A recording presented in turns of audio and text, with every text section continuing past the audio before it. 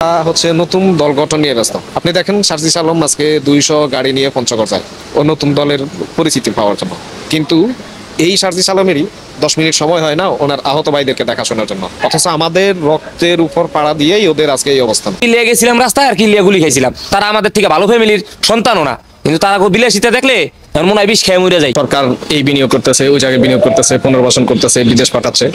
আসলে এগুলো আমরা মিডিয়াতেই দেখতে পাই, কিন্তু সরজমিনে আমরা যারা জুলাই যুদ্ধে আছি আমরা আদৌ এটার সুফল পাচ্ছি না। এনসিপি বলেন, বিএমপি বলেন, জামাত বলেন বা অন্যান্য যেই দলই আসেন, আমাদেরকে নিয়ে যদি কোনো সিনেমিনি হয়, কোনো নাটক হয়, তাহলে এর পরিণাম ফল খুব খুব ভয়ঙ্কর হইব।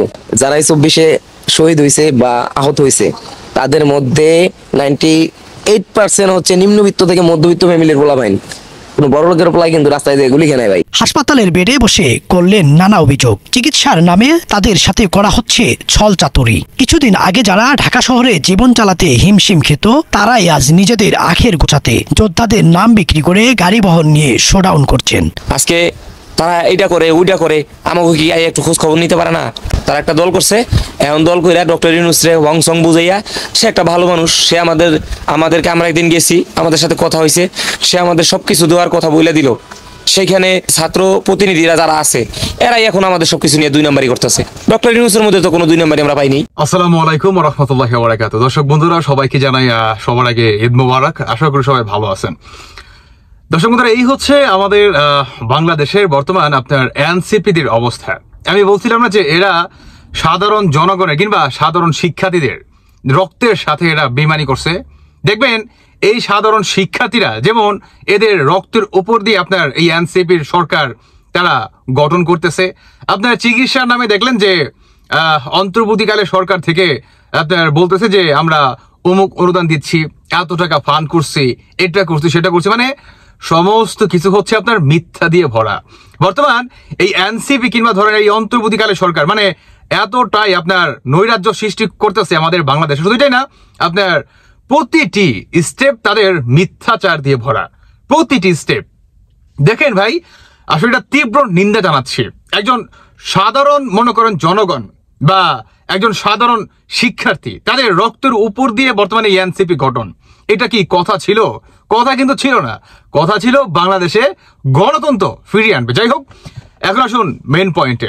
বর্তমানে আপনার এই আহত আপনার যারা নাকি বিনা চিকিৎসার অভাবে প্রতিনিয়ত যারা হসপিটালে কাতরাচ্ছে, তাদের একটি আপনার অবস্থান বা আহ্বান, সেটি হচ্ছে এই এনসিপি আপনার দলকে নিষিদ্ধ করা হোক। এই এনসিপি দল আমরা চাই না। এই এনসিপি হচ্ছে সবচেয়ে বড় স্বৈরাচার।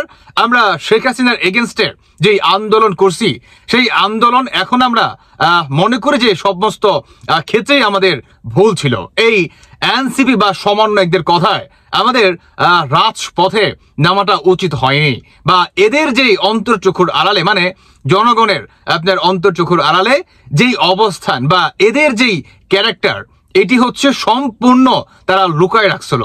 আজ বাংলাদেশের প্রতিটি আহতর পরিবার বা সাধারণ শিক্ষার্থীরা তারা দেখতে পারতেছে এই সমন্বয়ক নামের স্বৈরাচারদের আসল মুখোশ।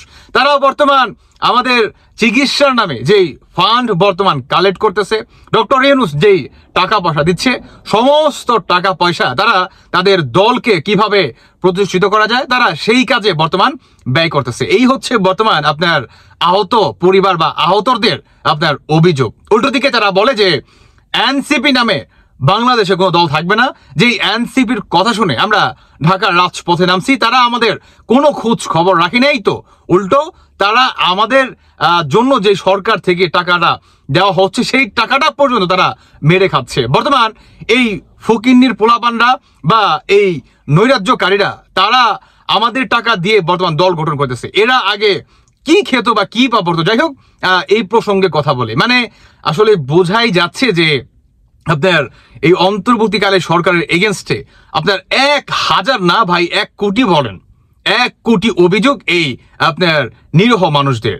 তাহলে এই অন্তর্বর্তীকালে সরকার মানে প্রতিটি স্টেপে তারা যে আসলে কতটা নৈরাজ্য বা কতটা মিথ্যাচার দিয়ে ভরা, এটা বাংলাদেশের প্রতিটি জনগণের দেখা উচিত।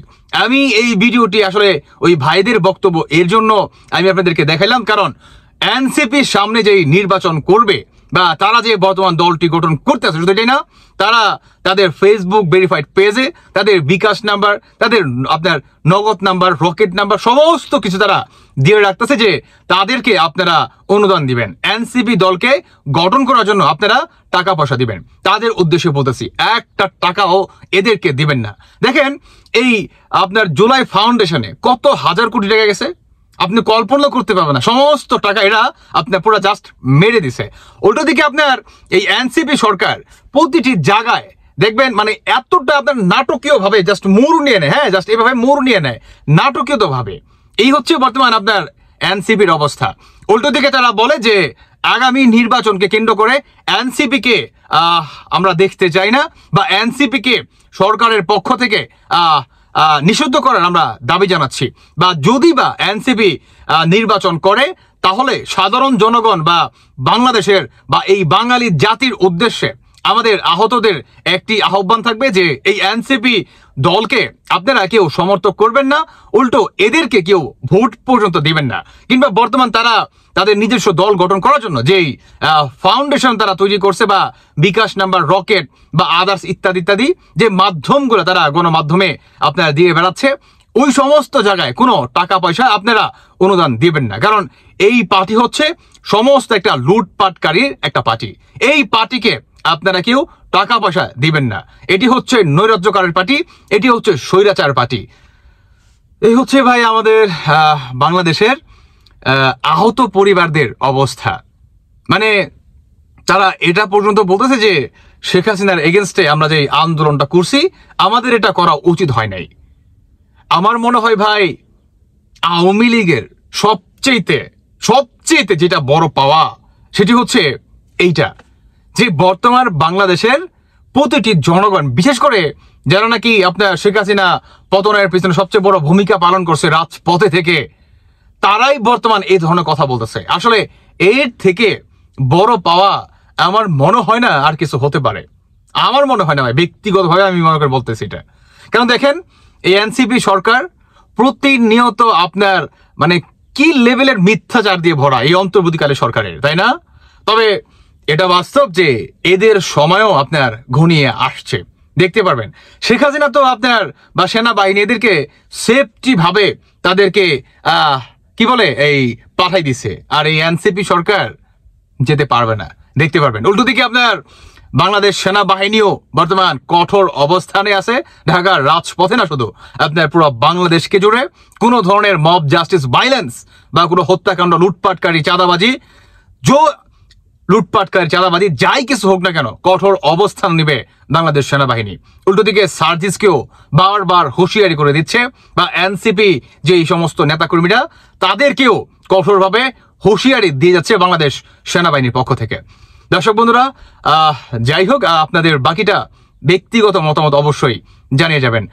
তারপর আবার বলতেছি, আপনাদের ব্যক্তিগত মতামত জানিয়ে যাবেন। সর্বশেষ আবার বলতেছি যে সবাইকে জানাই ঈদ মোবারক। আপনাদের ঈদ ভালো কাটুক, সুন্দর কাটুক, এবং পরিবার নিয়ে সুস্থ থাকেন, ভালো থাকেন।